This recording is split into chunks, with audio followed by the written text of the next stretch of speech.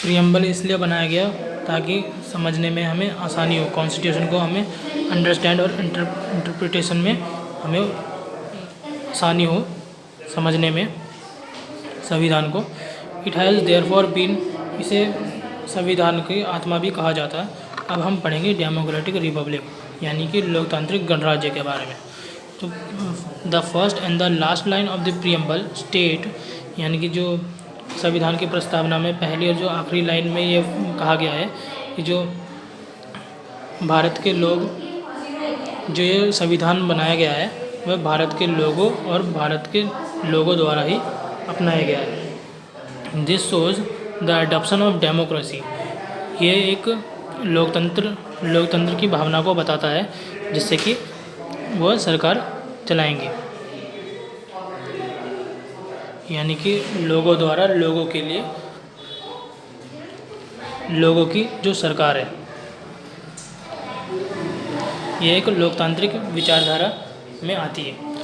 The idea of the democratic Republic which the preamble present is democratic not only from the political और social point of view, यानी कि जो विचारधारा है लोकतांत्रिक गणराज्य की जो कि प्रस्तावना में शामिल है, वो ना ही वह खाली लोकतांत्रिक है, ना ही वो राजनीतिक या फिर सामाजिक पॉइंट ऑफ व्यू से रिलेट करती है।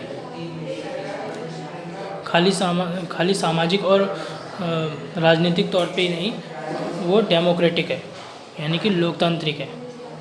ये विचारधारा लोकतंत्र को देखते हुए बनाया गया है, जिसमें लोगों को ये स्वतंत्रता दी गई है कि वो कौन सी अपने पॉलिटिकल पार्टी क्रिएट कर सकते हैं, कोई भी सोशल रिलीजियस एक्टिविटी वह अपनी कर सकते हैं, उनको पूरी छूट है उसमें।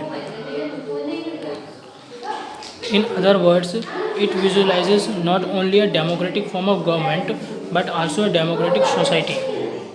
इसमें ना ही खाली लोकतांत्रिक सरकार बनाई जाती है बल्कि एक लोकतांत्रिक समाज का भी निर्माण होता है, जिसमें न्याय, स्वतंत्रता, बंधुत्व और समानता देखी जाती है। Common to all forms of democracy, ये सभी प्रकार के लोकतंत्र में कॉमन होता है। Is the participation of the people directly और इनडायरेक्टली, इसमें जो लोग हैं वह प्रत्यक्ष या अप्रत्यक्ष तरीके से शामिल होते हैं। India has adopted a representative parliamentary democracy model of government. Bharat में एक प्रतिनिधित्व संसदीय लोकतांत्रिक मॉडल अपनाया गया है सरकार का, जिसमें इलेक्शन होते हैं हर बार उसमें चुनाव होता है, जिसमें देश के मुखिया का चुनाव होता है। For every office including the head of the country, यानी कि सभी ऑफिस के लिए इसमें इलेक्शन लड़े जाते हैं। अपना प्रतिनिधि चुनने का सभी को अधिकार दिया जाता है।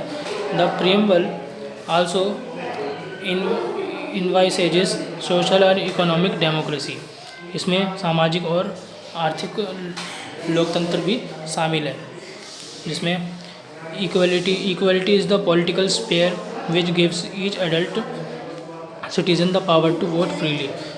समानता, जिसमें ये समानता एक राजनीतिक परिदृश्य में देखें तो इसमें सभी वयस्क नागरिकों को वोट देने का अधिकार है। सोशल इकोनॉमिक प्रॉब्लम्स लाइक, कुछ सामाजिक आर्थिक प्रॉब्लम्स हैं जैसे कि पॉवर्टी, गरीबी, स्वास्थ्य से संबंधित कुछ असमानताएं, जिन्हें टैकल करना ज़रूरी है। In the constitution to ensure social democracy, ताकि हमारे संविधान में एक सामाजिक लोकतंत्र बनी रहे, उसको सुनिश्चित करने के लिए इन सभी प्रॉब्लम्स को हमें हटाना ज़रूरी है। अब हम पढ़ेंगे जस्टिस के बारे में। जस्टिस यानी कि न्याय। As stated in the preamble और our constitution, our constitution aim at securing social, political और इकोनॉमिक जस्टिस फॉर ऑल। जैसा कि प्रस्तावना में वर्णित है, हमारे संविधान का एक ही उद्देश्य है कि हम लोगों को सामाजिक, आर्थिक और राजनीतिक न्याय प्रदान करें। सोशल जस्टिस, अब हम सोशल, इकोनॉमिक और पॉलिटिकल जस्टिस के बारे में पढ़ेंगे।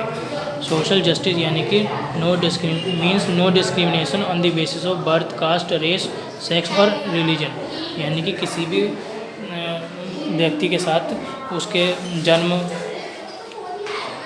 कास्ट, रेस, सेक्स और रिलीजन के आधार पर भेदभाव नहीं होना चाहिए। समाज में सभी लोग समान हैं। To this end India is unised welfare state, ताकि एक सोशल जस्टिस हम क्यों रखते हैं, ताकि एक कल्याणकारी राष्ट्र का हम निर्माण कर सकें। इकोनॉमिक जस्टिस, अब हम इकोनॉमिक जस्टिस के बारे में पढ़ेंगे। न्याय, आर्थिक न्याय means that the gap between the rich and the poor is bridged, यानी कि जो अंतर है अमीर और गरीब के बीच में, वह उसको हम पूरा कर सकें। हम एक आर्थिक सुरक्षा प्रदान करते हैं लोगों को, जिसके बारे में संविधान में लिखा गया है। This can be done by providing facility, और ये कैसे होगा, जब हम उन्हें शिक्षा, स्वास्थ्य और रोजगार की सुविधाएं प्रदान करेंगे, जो कि हर एक नागरिक का अधिकार होता है। पॉलिटिकल जस्टिस यानी कि राजनीतिक न्याय implies that everyone has the right to participate in the affairs of the state, यानी कि राज्य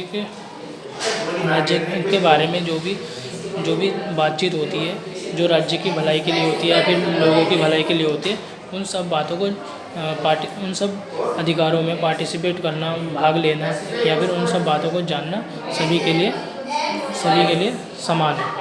इसे हम कहते हैं पॉलिटिकल जस्टिस, यानी कि कोई भी नागरिक चुनाव लड़ने का उसे अधिकार होता है। हर नागरिक को अधिकार होता है वोट डालने का, अपनी पॉलिटिकल पार्टी बनाने का, अपने आप को रिप्रेजेंट करने का।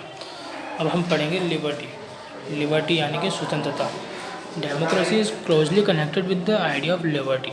जो लोकतंत्र है वह क्लोजली कनेक्टेड है, वो लोकतंत्र की जो विचारधारा है वह स्वतंत्रता की विचारधारा से आप बहुत क्लोजली रिलेटेड है। Where by certain minimum rights, आप कुछ मिनिमम राइट्स दिए जाते हैं उसमें हर एक पर्सन को, ताकि हर एक पर्सन को एक मिनिमम राइट्स दिए जाते हैं, कुछ अधिकार दिए जाते हैं, ताकि वह हर कम्युनिटी में फ्री रह सके और एक सिविलाइज्ड एक्सिस्टेंस बना रखे, एक सभ्य समाज को बनाने में वह मदद कर सके। तो इसलिए उस प्रकार उसे स्वतंत्रता दी जाती है, जिसमें कुछ मिनिमम रेस्ट्रिक्शन होते हैं। अब हम स्वतंत्रता में दो तरीके की स्वतंत्रता पढ़ते हैं। एक तो होती है सकारात्मक और होती है नकारात्मक स्वतंत्रता। सकारात्मक स्वतंत्रता वो होती है जिसमें कुछ रेस्ट्रिक्शंस होते हैं। ऐसा नहीं कि अगर हमें स्वतंत्रता का अधिकार है तो हम अपने मनमर्जी कुछ भी करें।